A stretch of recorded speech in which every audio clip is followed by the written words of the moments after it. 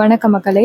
நம்ம கார்த்திக் கதையில ஜூலை 23 என்ன நடக்க போகுது அப்படிங்கிறத இந்த வீடியோல இப்போ நம்ம பார்க்க போறோம். மறக்காம இந்த வீடியோவுக்கு லைக் பண்ணிக்கோங்க. நம்ம சேனலையும் சப்ஸ்கிரைப் பண்ணிட்டு பக்கத்துல உள்ள பெல் ஐகானையும் கிளிக் பண்ணி ஆல்னு செட் பண்ணிக்கோங்க. அப்பதாங்க நெக்ஸ்ட் வீடியோ போடும் பொழுது உங்களுக்கு நோட்டிஃபிகேஷன் வரும் பார்க்கலாம். சரி வாங்க வீடியோல என்ன நடந்துச்சு அப்படிங்கிறத இப்போ நம்ம பார்ப்போம். நம்ம ஈஸ்வரி வந்துட்டு பணத்தை காணோம் அப்படின்னு ரொம்ப அதிர்ச்சியா வந்து உட்கார்றாங்க. அப்ப வில்லி சொல்றாங்க, என்னக்கா இது, வீட்டுக்குள்ள இருந்த பணம் எங்க காணாம போணுச்சு அப்படின்னு கேக்குறாங்க.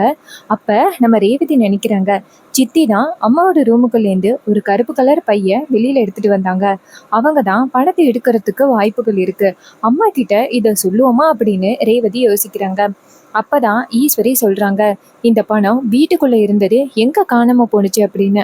அப்ப ராஜா சொல்றாரு, ஈஸ்வரி நீ சொல்றதை கேட்டா எனக்கு ரொம்பவே அதிர்ச்சியாவும் இருக்கு. வீட்டுக்குள்ள இருந்த 50 லட்சம் பணம் எங்க போணுச்சு அப்படின்னு. அப்பதான் வில்லி என்ன பண்றாங்கன்னா, நேரா அவங்க அக்காவை பார்த்து, அக்கா இந்த பணம் எங்க போணுச்சு அப்படிங்கிறது எனக்கு தெரியும் அப்படின்னு.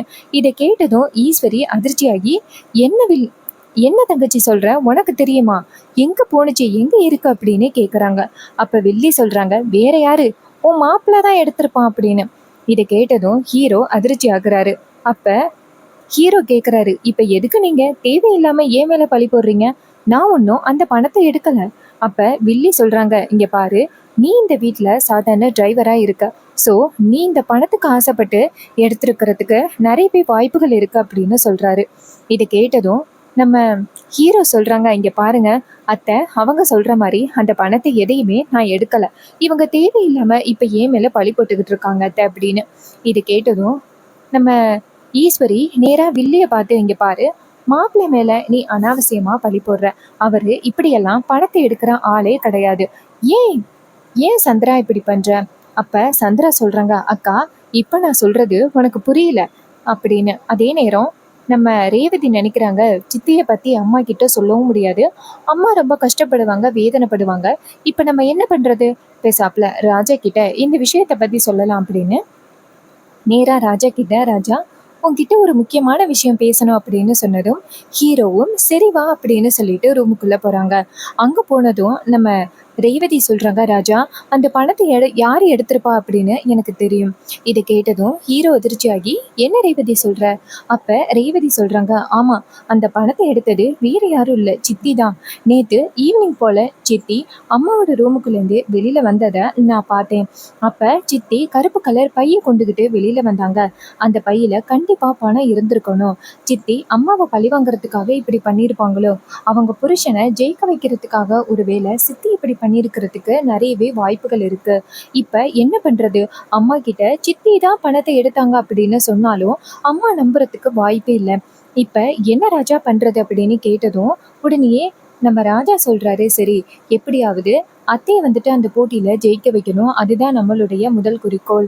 இதை கேட்டதும் ரேவதி சொல்றாங்க, ஆமா ராஜா, அம்மாவை எப்படியாவது அந்த போட்டியில ஜெயிக்க வைக்கணும், அதுதான் நம்மளோட முதல் குறிக்கோள் அப்படின்னு பேசிக்கிட்டு இருக்காங்க. அதே நேரத்துல நம்ம சந்திரா சொல்றாங்க, அக்கா அந்த பணம் எங்க போணுச்சு அப்படின்னே தெரியல, அதனால உன்னால இதுக்கு மேல அந்த ஏலத்துல போய் கலந்துக்கவும் முடியாது.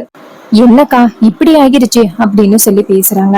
இது கேட்டதும் ராஜா சொல்றாரு, ஈஸ்வரி பணத்தை யாரோ வீட்டுக்குள்ள உள்ளவங்க தான் வேணுக்கும்னே நீ அந்த போட்டியில கலந்துக்க கூடாது அப்படிங்கிறதுக்காக எடுத்திருப்பாங்க அப்படின்னு எனக்கு தோணுது ஈஸ்வரி. அப்ப சந்திரா சொல்றாங்க, என்ன மாமா சுத்தி வளைச்சு நீங்க இப்ப என்ன சொல்ற மாதிரி இருக்கு, முதல்ல உங்க மாப்பிள்ள தான் அந்த பணத்தை எடுத்திருக்காரு, அத முதல்ல நீங்க பாருங்க அப்படின்னு சொன்னதும் ராஜா சொல்றாரு, இங்க பாரு சந்திரா, உனக்கு அவ்வளவுதான் மரியாதை, என் மாப்பிள்ளையெல்லாம் அந்த பணத்தை எடுக்கணும் அப்படின்னு அவசியமே கிடையாது அப்படின்னு சொல்லிட்டு பேசுறாரு. அதே நேரம் இன்னொரு பக்கம் அந்த ஹீரோயின் சொல்றாங்க, ராஜா இப்ப என்ன பண்றது, 50 லட்சம் பணம் சாதாரண பணம் கிடையாது, அத எப்படி தோது பண்றது? அப்ப ஹீரோ சொல்றாரு, எப்படியும் தோது பண்ணிடலாம், இப்போதைக்கு அத்தைய அந்த ஏலத்துக்கு கூட்டிட்டு போகணும் அப்படின்னு ஹீரோ வெளியில வராரு. வெளியில வந்துட்டு நேரா அவங்க அத்தைய பார்க்க, அப்ப வில்லி சொல்றாங்க, அக்கா இது எல்லாமே உன்னோட மாப்பிள்ளையோட திட்டம் தான், நீ அந்த போட்டியில கலந்துக்க கூடாது அப்படிங்கிறதுக்காக உன் மாப்பிள்ள அந்த பணத்தை எடுத்துட்டான் பத்தியா, அவன் தான் இந்த வீட்டுல கெத்தா இருக்கணும் அப்படிங்கிறதுக்காக பண்ணியிருக்கான். இதை கேட்டதும் நம்ம ஹீரோ சொல்றாரு, ஒரு நிமிஷம் நிறுத்துறீங்களா, நான் அத்தை கிட்ட ரொம்ப முக்கியமான விஷயம் பேசணும். அப்ப ஈஸ்வரி சொல்றாங்க, சொல்லுங்க மாப்பிள்ள. அப்ப ஹீரோ சொல்றாரு, அத்தை நீங்க அந்த ஏலத்துக்கு போங்க, பணத்தை ரெடி பண்ணி நான் கொண்டு வரேன். இது கேட்டதும் வில்லி பயங்கரமா சிரிக்கிறாங்க. என்னது, 50 லட்சம் பணத்தை நீ ரெடி பண்ண போறியா? அதெல்லாம் சாதாரண தொகை இல்ல, உனக்கு தெரியுமில்ல. அதுக்கு நம்ம ஈஸ்வரி சொல்றாங்க, மாப்பிள்ள வேணா மாப்பிள்ள விடுங்க, அடுத்த வருஷம் நான் இந்த ஏலத்துல கலந்துக்கிறேன். இந்த வருஷம் கட்டாயம் கலந்துக்கணும் அப்படின்னு அவசியம் கிடையாது. அப்ப நம்ம ராஜா சொல்றாரு, இங்க பாருமா ஈஸ்வரி, அதான் மாப்பிள்ள சொல்றாருல பணத்தை ஏற்பாடு பண்ணி கொண்டுட்டு வரேன் அப்படின்னு, நீ போய் அந்த போட்டியில கலந்துக்க, என்ன நடந்தாலும் நம்ம பாத்துக்கலாம். இதை கேட்டதும் நம்ம வில்லி சொல்றாங்க, அக்கா இவன் சொல்றானே அப்படிங்கிறதுக்காக நீ போய் அந்த போட்டியில கலந்து தயவு செஞ்சு அவமானப்பற்றாத.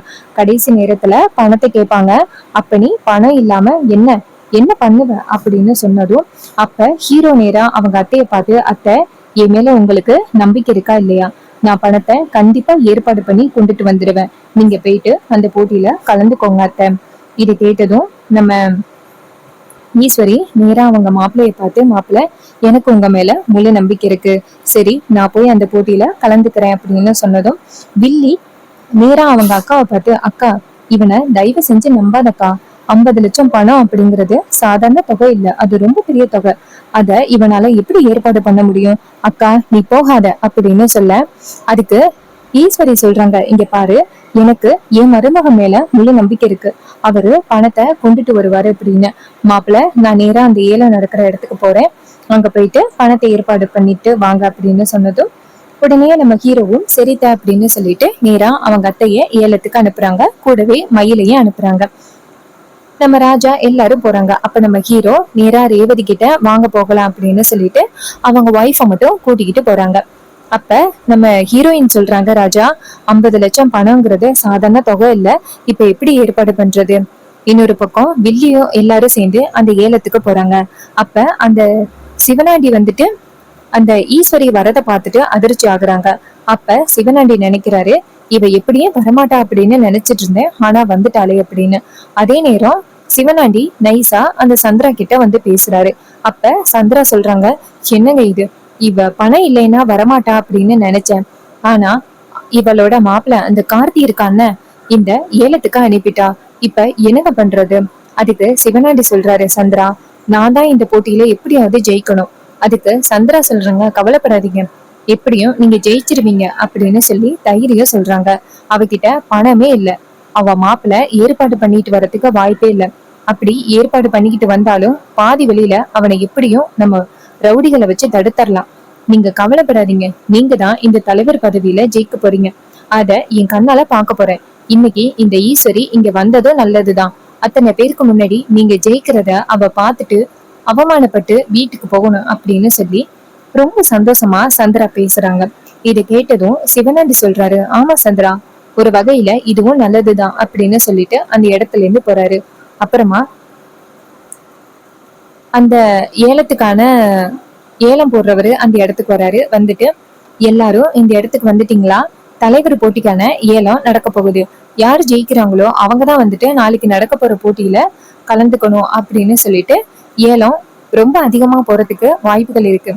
ஏன்னா இந்த வாட்டி பெரும் தலைகள் எல்லாரும் வந்திருக்கீங்க, சோ கண்டிப்பா நிறைய அமௌண்ட் வந்து சொல்லுவீங்க அப்படின்னு சொல்லிட்டு கொஞ்சம் கொஞ்சமா பணத்தை வந்துட்டு சொல்ல ஆரம்பிக்கிறாங்க. அப்ப இன்னொரு பக்கம் நம்ம சகலதான் வந்து பணத்தை ஏத்திக்கிட்டே போறாரு, இன்னொரு பக்கம் சிவனாண்டியும் பணத்தை ஏத்திக்கிட்டே போறாங்க. 30 லட்ச ரூபா பணத்தோட வந்து நிக்குது. இன்னொரு பக்கம் நம்ம ஹீரோவும் ஹீரோயினும் சேர்ந்து ஒரு பேங்குக்கு போறாங்க. அங்க போனதும் ஹீரோயின் கேக்குறாங்க, ராஜா இங்க எதுக்கு வந்திருக்கோம்? அப்ப ஹீரோ சொல்றாரு, இது மாதிரி எனக்கு தெரிஞ்சவங்க இங்க ஒருத்தவங்க இருக்காங்க, அவங்க கிட்ட பணம் கேட்டிருக்கேன். இது கேட்டதும் ஹீரோயின் நினைக்கிறாங்க, ஓ உன்னோட பணத்தை தான் எடுக்க வந்திருக்கியா, என்கிட்ட போய் சொல்ற அப்படின்னு நினைக்கிறாங்க. ஹீரோ நேரா பேங்க்குள்ள போயிட்டு ரேவதியா அங்கேயே உட்கார சொல்லிட்டு நேரா அந்த பேங்க் மேனேஜர் கிட்ட போய் பேசுறாங்க. அவங்க நேரா ஹீரோ யார் அப்படிங்கறத தெரிஞ்சுக்கிட்டு, சார் நீங்க ஏன் சார் இப்படி தேடி வந்து பணம் கேக்குறீங்க, ஒரே ஒரு போன் கால் பண்ணியிருந்தா நாங்க நேரடியா வந்து உங்க கையிலேயே பணத்தை கொடுத்துட்டு போயிருப்போமே சார் அப்படின்னு சொல்ல, அதுக்கு ஹீரோ சொல்றாரு, இங்க பாருங்க அதெல்லாம் வேண்டாம், இப்போதைக்கு எனக்கு ஒரு 70 lakhs மட்டும் கொடுங்க, அது போதும் அப்படின்னு சொன்னதோட அவங்களும் அந்த பணத்தை எடுத்து கொடுக்குறாங்க. ஹீரோ அந்த பணத்தை எடுத்துக்கிட்டு வெளியில வராரு. அப்ப ஹீரோயின் சொல்றாங்க, என்ன ராஜா இந்த பேங்கே என்னமோ உன் சொந்த மாதிரி இவ்வளவு பணத்தை எடுத்து கொடுக்குறாங்க. அப்ப ஹீரோ சொல்றாரு, சரி வாங்க போகலாம் அப்படின்னு சொல்லிட்டு கிளம்புறாங்க. அப்ப ஹீரோயின் நினைக்கிறாங்க, எங்க அம்மாவுக்கு என்ன பிரச்சனை வந்தாலும் இவரு இப்படி நிக்கிறது எனக்கு ரொம்ப சந்தோஷமா இருக்கு அப்படின்னு ரேவதி நினைக்கிறாங்க. இன்னொரு பக்கம் 40 லட்ச ரூபாயிலேருந்து 50 லட்ச ரூபாய் ஏலம் போக போகுது. கடைசியா அந்த சிவனாண்டி 50 லட்ச ரூபா அப்படின்னு சொல்ல, அதே நேரத்துல இன்னொரு பக்கம் சகல சொல்றாரு, அத்தை நம்ம கிட்ட இருந்ததே 50 லட்ச ரூபா தான், சகலையும் 50 லட்ச ரூபா தான் ஏற்பாடு பண்ணி கொண்டுட்டு வரேன் அப்படின்னு சொல்லி போயிருக்காரு. இப்ப என்னத்த பண்றது, இன்னும் கொஞ்ச நேரத்துல இவங்களுக்கு தான் அப்படின்னு சொல்லி அனௌன்ஸ் பண்ண போறாங்க. நம்ம கிட்டயும் அந்த பணம் இல்ல, இப்ப என்ன பண்றது அப்படின்னு. அதே நேரம் அந்த சிவனாண்டி நேரா அவங்கள பார்த்துட்டு, இங்க பாருங்க 50 லட்ச ரூபா பணம் இப்ப என்கிட்ட ரெடி பேமெண்டா இருக்கு, அந்த ஈஸ்வரி கிட்ட பணம் இருக்கா அப்படின்னு கேளுங்க. யாருகிட்ட பணம் இருக்கோ அவங்க தானே வந்துட்டு இதுல ஜெயிச்ச மாதிரி. இங்க பாருங்க என்கிட்ட பணம் இருக்கு அப்படின்னு சொல்லிட்டு எடுத்து காமிக்கிறாங்க. அப்ப அந்த ஏலத்துல உள்ளவங்க, அம்மா உங்ககிட்ட பணம் இருக்குல்ல அப்படின்னு சொல்ல, ஈஸ்வரி சொல்றாங்க, இருக்குன்னு கொஞ்ச நேரத்துல கொண்டுட்டு வந்துருவாங்க அப்படின்னு. உடனே சிவனாண்டி சொல்றாரு, பாத்தீங்களா அவங்க கையில பணமே இல்ல, பணமே இல்லாம தான் வந்து ஏலம் போட்டுக்கிட்டு இருக்காங்க அப்படின்னு. அப்ப ஹீரோ அந்த இடத்துக்கு வந்துட்டு, யாருகிட்ட பணம் இல்லைன்னு சொன்னீங்க, நீங்க ஏலத்தை ஆரம்பிங்க அப்படின்னு சொல்லிட்டு ஹீரோ 60 லட்ச ரூபா ஏலத்துல வைக்கிறாரு. இது கேட்டதும் ஈஸ்வரிக்கு ரொம்ப அதிர்ச்சி. ஈஸ்வரி மாப்பிள்ளைய பார்த்துட்டு, மாப்பிள்ள என்ன மாப்பிள்ள, நம்ம கிட்ட இருந்ததே 50 லட்ச ரூபா, அதுவும் காணாம போச்சு, இப்ப நீங்க என்ன மாப்பிள்ள 60 லட்சம் சொல்றீங்க? அப்ப ஹீரோ சொல்றாரு, அத்தை இருங்கத்த நான் பாத்துக்கிறேன் அப்படின்னு. அப்ப சகல சொல்றாரு, அத்தை அதான் மாப்பிள்ள பாத்துக்கிறேன்னு சொல்லிட்டாருல, அப்புறம் என்ன? அப்ப சிவனாண்டியை பார்த்து, என்ன சிவனாண்டி 50 லட்ச ரூபாய்க்கு மேல 1 ரூபாய் கூட இல்லையா அப்படின்னு சொல்ல, அப்ப சிவனாண்டி அமைதியா இருக்காரு. அப்ப சகல சொல்றாரு, அவ்வளவுதான் பணம் திருடி இருப்பாங்க, அதனால 50 லட்ச ரூபாய் பணம் மட்டும்தான் இருக்கும் அப்படின்னு. அப்ப சிவனாண்டி நேரா அந்த சகலைய பார்த்து, யோ யார பார்த்து திருடன்னு சொன்ன? அப்ப மயிலு சொல்றாரு, நான் உன்னை பார்த்து சொல்லலையே, நீ ஏன் கோவப்படுற அப்படின்னு. அப்புறமா ஹீரோ சொல்றாரு, சார் 60 லட்ச ரூபா ஃபைனல் அமௌண்ட் அப்படின்னு சொன்னதோட அவங்க 60 லட்சம் ஒரு தரம் 2 தரம்னு சொல்லி ஃபைனலா நம்ம ஈஸ்வரிக்கு அந்த பதவியை கொடுக்குறாங்க. ஈஸ்வரி ரொம்ப சந்தோஷப்படுறாங்க. இத பார்த்ததும் அந்த வில்லனுக்கு ரொம்ப அதிர்ச்சி. எவ்வளவு கஷ்டப்பட்டு நம்ம பொண்டாட்டி இவ்வளவு பணத்தை கொண்டாந்து நம்ம கையில கொடுத்தா, கடைசியில நம்ம இப்படி வந்து தோத்து போயிட்டோமே அப்படின்னு அவருக்கு ரொம்ப வேதனையா இருக்கு. ஈஸ்வரிக்கு நிறைய மேலதாளம்லாம் வச்சு ஈஸ்வரிய செமையா பாராட்டி கொண்டாந்து வீட்டுல கொண்டாந்து விடுறாங்க. அப்ப அந்த தலைவர்கள் சொல்றாங்க, அம்மா கடைசி நேரத்துல எங்க அந்த சிவனாண்டிக்கு அந்த பதவி பெயருமோ அப்படின்னு நாங்க எல்லாருமே ரொம்ப அதிர்ச்சி ஆகிட்டோம். நல்ல வேலைமா கடைசி நேரத்துல நீங்க வந்துட்டு ஜெயிச்சிட்டீங்க, எங்க எல்லாருக்கும் ரொம்ப சந்தோஷமா இருக்குமா, கடவுளா பார்த்து உங்களை ஜெயிக்க வச்சிருக்காங்க. அந்த சிவனாண்டி ஜெயிச்சா அவன்கிட்ட போய் கை கட்டி நின்னு இந்த ஊருக்கு இத பண்ணு அதை பண்ணி கேட்கணும், ஆனா அவன் கண்டிப்பா இந்த ஊருக்கு எதுவுமே பண்ண மாட்டான். இது மாதிரி எல்லா பணத்தையும் அவனே வாரி சுருட்டிக்கிட்டு கிராமத்துக்கு எதுவுமே பண்ண மாட்டான். நல்ல வேலைமா நீங்க வந்துட்டு எங்களுக்கு ரொம்ப பெரிய உதவி பண்ணி ஜெயிச்சிட்டீங்கம்மா அப்படின்னு சொல்லி அவங்களுக்கு நன்றி சொல்றாங்க. அதுக்கு ஈஸ்வரி சொல்றாங்க, இங்க பாருங்க இது எல்லாமே உங்க பிரார்த்தனையால மட்டும்தான் நடந்துச்சு. இதை கேட்டதும் அவங்களும் சரிம்மா நாங்க வீட்டுக்கு போறோம் அப்படின்னு சொல்லிட்டு எல்லாரும் போறாங்க. அதே நேரம் வில்லி வந்துட்டு நேரா அந்த செவனாண்டிய பார்த்து, என்னங்க என்னங்க கடைசி நேரத்துல இப்படி ஆகிருச்சு. அப்ப வில்லன் சொல்றாரு, ஈஸ்வரி இங்க பாரு சந்திரா, இது ஒண்ணும் பெரிய விஷயம் இல்ல, இதுதான் அடிக்கடி நடக்குது. இதே மாதிரிதான் கடைசி நேரத்துல நம்ம ஜெயிக்க போற நேரத்துல அவன் டக்குன்னு இடையில புகுந்து அவன் ஜெயிச்சிடறான். இதே மாதிரி பல தடவை நடந்திருக்கு. சரி விடு, இதுதான் நடக்கணும்னு இருந்தா அதானே நடக்கும். சரி நீ கவலைப்படாத, நான் பாத்துக்கிறேன். இதை கேட்டதும் அவங்களும் சரிங்க, சரி இந்த பணத்தை நீங்களே வச்சுக்கோங்க அப்படின்னு சொல்லிட்டு நம்ம சந்திரா ரொம்ப வேதனையா வீட்டுக்கு வராங்க. வீட்டுக்கு வந்ததும் நம்ம ஹீரோயின் நேரா சந்திராவை பார்த்து, சித்தி ஒரு நிமிஷம் நில்லுங்க. அப்ப அவங்க கேக்குறாங்க, என்னடி வேணும் உனக்கு? அப்ப ஹீரோயின் சொல்றாங்க, சித்தி ஏன் வீட்டுல உள்ள பணத்தை எடுத்தீங்க, கொண்டு போய் உங்க ஹஸ்பண்டுக்கு கொடுத்துருக்கீங்க. இங்க பாருங்க சித்தி, அம்மாவுக்கு மட்டும் இந்த விஷயம் தெரிஞ்சிச்சு கண்டிப்பா உங்களை சும்மா விட மாட்டாங்க. அதுக்கு ஈஸ்வரி சொல்றாங்க, இங்க பாருடி, நான் வந்துட்டு அவரை ஜெயிக்க வைக்கணும் அப்படிங்கறதுக்காக தான் பண்ணேன். நீ மட்டும் எவ்வளவு திமிரா சொல்ற, புருஷன் அந்த சேதுபதி பேரன் அப்படின்னு தெரிஞ்சும் எவ்வளவு உதவியா இருக்க.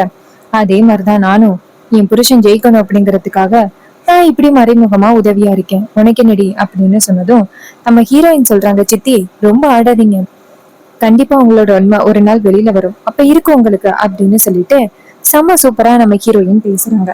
சோ இது கேட்டுட்டு வில்லி சொல்றாங்க, அதையும் பார்க்கலாம், உன் புருஷன் ஜெயிக்கிறானா இல்ல ஏன் புருஷன் ஜெயிக்கிறானான்னு பாக்கலாம் அப்படின்னு சொல்லிட்டு கீதா பேசிட்டு அந்த இடத்துல இருந்து போறாங்க. அப்ப நம்ம ஹீரோயின் நினைக்கிறாங்க, இவ்வளவு பெரிய தப்பு பண்ணியும் சித்தி என்ன இவ்வளவு ஆணவமா பேசுறாங்க அப்படின்னு சொல்லிட்டு டென்ஷன் ஆகுறாங்க. சோ இந்த கதை உங்களுக்கு பிடிச்சிருந்துச்சு அப்படின்னா வீடியோக்கு லைக் பண்ணிக்கோங்க. சேனலை சப்ஸ்கிரைப் பண்ணிட்டு பக்கத்தில் உள்ள பெல் ஐகானை கிளிக் பண்ணி ஆல் செட் பண்ணிக்கோங்க. அப்போதாங்க நெக்ஸ்ட் வீடியோ போடும் பொழுது உங்களுக்கு நோட்டிஃபிகேஷன் வரும். பார்க்கலாம்.